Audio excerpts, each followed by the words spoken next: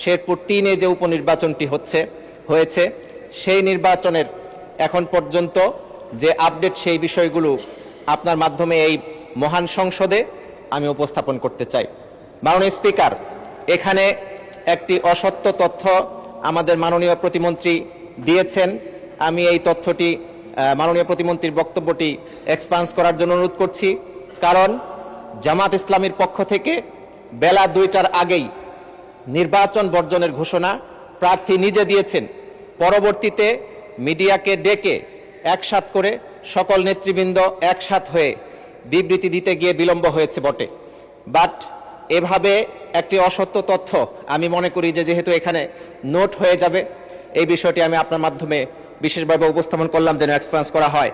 মাননীয় স্পিকার, আজকে সকাল থেকে এই 2টি উপনির্বাচনে যে পরিস্থিতি সৃষ্টি হয়েছে তা আমি মনে করি বিগত ফ্যাসিস্ট আমলে বিভিন্ন নির্বাচনে যেভাবে একতরফাভাবে তাদের দিকে নির্বাচন নিয়ে যাওয়ার জন্য, ফলাফল নিয়ে যাওয়ার জন্য উদ্যোগ নেওয়া হতো, হামলা করা হতো, বিভিন্ন ধরনের ধারালো অস্ত্র দিয়ে, দেশীয় অস্ত্র এবং আগ্নেয়াস্ত্র দিয়ে মারাত্মকভাবে জখম করা হতো এবং মারাত্মকভাবে হত্যার উদ্দেশ্যে হামলা করা হতো, সেই পরিস্থিতিগুলো আজকে আমি আমার শেরপুরে দেখলাম। মাননীয় স্পিকার, এখন সিরাজুল ইসলাম নামে একজন ব্যক্তি আহত অবস্থায়, তিনি মুমূর্ষু অবস্থায় আছেন, তার মাথা দ্বিখণ্ডিত হয়ে গেছে। মাননীয় স্পিকার, ঠিক একইভাবে শ্রীবর্দী উপজেলা জামাতের সেক্রেটারি আহত অবস্থায় আছেন, অন্যান্য আরও নেতৃবৃন্দ সহ ভোটকর্মীরা যারা ভূমিকা রেখেছেন তারা আহত অবস্থায় আছেন।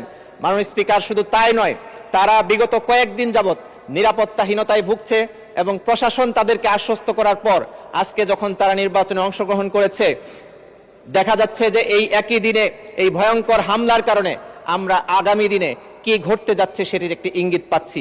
আজকে আমি তাই বলবো যে আইনটি আজকে বাস্তবায়নের জন্য উদ্যোগ নেওয়া হচ্ছে, এটি একটি মেটিকুলাস ডিজাইন।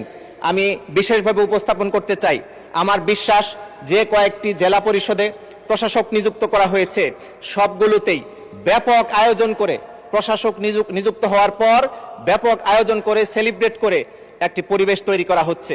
একজন ব্যক্তি প্রশাসক নিযুক্ত হয়েছেন একটি সিস্টেমের ভিত্তিতে, একটি মেটিকুলাস ডিজাইনের ভিত্তিতে, সেটা আমরা জানি, এবং সেই ডিজাইনটিকে যে বাস্তবসম্মত করার জন্য ব্যাপক সেলিব্রেশন করা হচ্ছে, এটি কিসের ইঙ্গিত?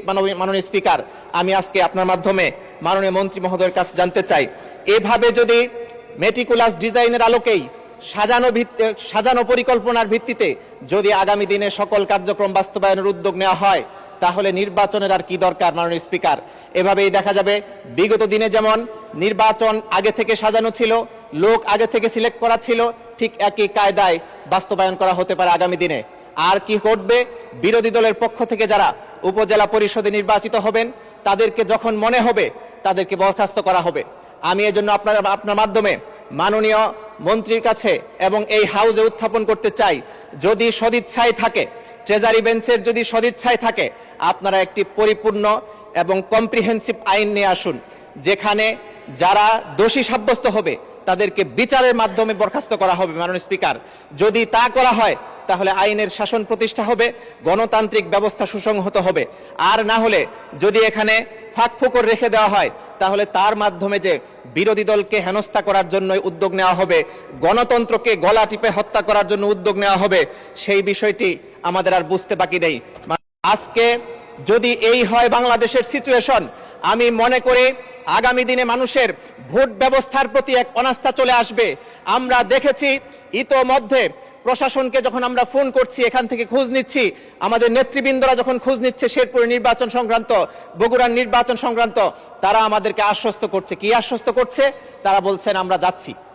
যাওয়ার আগেই সেখানে পরিস্থিতি রফাদফা, সেখানে ভোট কারচুপি হয়েছে, সিল মারা হয়েছে, হামলার পর হামলা করে আমাদের যারা এজেন্ট ছিল তাদেরকে বের করে দিয়ে আমাদের নির্বাচনের পরিবেশটাকে খোলাসা করা হয়েছে অনুকূলে নিয়ে আসার জন্য।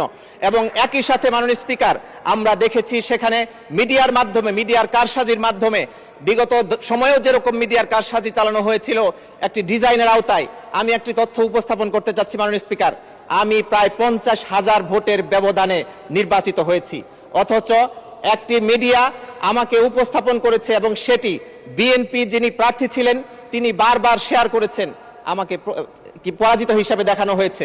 যখন আমার ভোটের ব্যবধান 37,000 তখনও দেখানো হচ্ছে আমি পরাজিত।